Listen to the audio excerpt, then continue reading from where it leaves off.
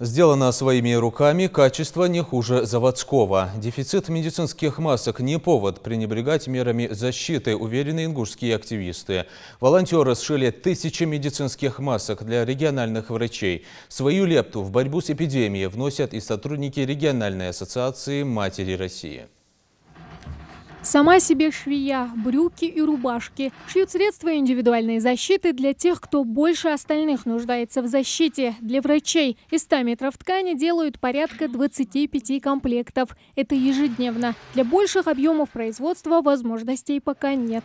Мы никого к себе не впускаем. Со мной работают мои коллеги, это члены регионального отделения Всероссийского общественного движения «Матери России» в Ингушетии.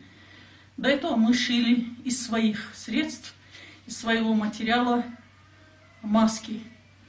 Через своего сына, через знакомых мы передали эти маски сотрудникам Росгвардии и сотрудникам МВД.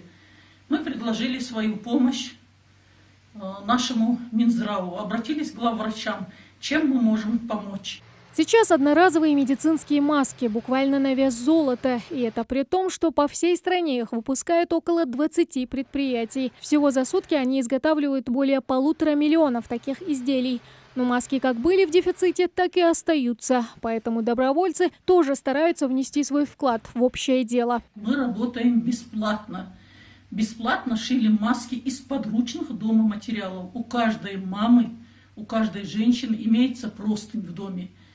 Если нету и марли, новые чистые простыни. Из чистого хлопка 2 слоя можно шить эти маски. Сидим дома и этим помогаем другим. Такой подход, по мнению активисток движения «Матери России», самое правильное решение в условиях пандемии, к которому они следуют неукоснительно и призывают к этому других. Давайте будем дисциплинированными. И мы, мамы, будем беречь себя для наших детей. Молодежь должна беречь своих родителей. Давайте всем миром победим эту болезнь, которая называется коронавирусом. Будем сидеть дома.